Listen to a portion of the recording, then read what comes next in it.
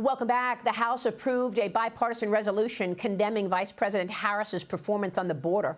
6 Democrats joined all Republicans in this vote yesterday. House Minority Leader Hakeem Jeffries and White House Press Secretary Karine Jean-Pierre, however, both claimed that Harris was never in charge of the border. Watch. It's a fake and fraudulent resolution. She was never assigned the position of border czar. They're making that up. We are going to debunk the false,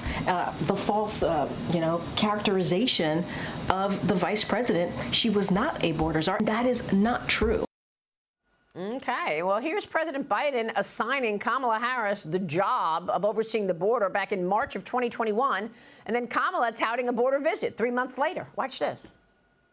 I've asked her, the VP today, because she's the most qualified person to do it, to lead our efforts with Mexico and the Northern Triangle and the countries that help. We're going to need help in stemming the movement, stemming the migration to our southern border. Well, thank you, Mr. President, and for having the confidence in me. And there's no question that this is a challenging situation. Madam Vice President, how did you decide that right now was the right time to make your first trip to the border? Well, it's not my first trip. I've been to the border many times. As the person in charge of the response. So the important aspect of this visit is leading this visit after the work that we did in Guatemala and Mexico. Because I said back in March I was going to come to the border, so this is not a new plan. Joining me now is Oklahoma Senator Markwayne Mullin, a member of the Senate Armed Services and Environment and Public Works Committee. Senator, thanks very much for being here. What's your reaction to the rewrite of history? Well, you can't rewrite it. She's put it out there. Even March, I think it was March 24th of 21, if I'm remembering my date right, she actually tweeted out on her own social media site that she was thanking at POTUS for the opportunity to oversee the border operations. So, I mean, her words are already out there for them, for the Democrats to go back there and try saying that it's not true. We continue to see more and more and more lies trying to cover up who they really are and who they want to be in office. I mean, it's almost to the point of laughable because they actually believe the American people believe them because they say it must be true.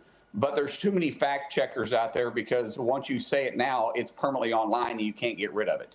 Yeah, well, I mean, look, the fact that they're trying so hard to, scrub away all of this and make believe she was never in charge of the border, I guess tells you they understand the importance of the border and the open border's impact on the American people.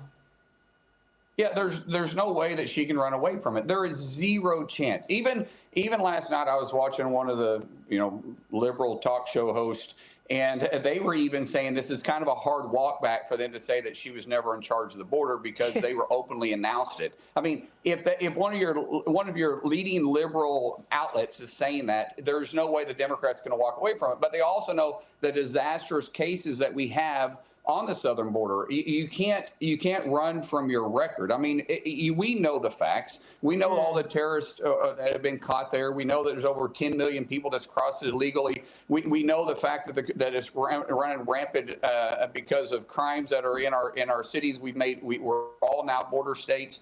They know the situation that's taking place, and they don't have a way to get away from it because it was their executive orders that led us to this. Yeah, well, look, after she was named the border czar, a couple of years later, she was named the AI czar. And I remember her saying, "Oh, AI, artificial intelligence, it's two letters. Anyway,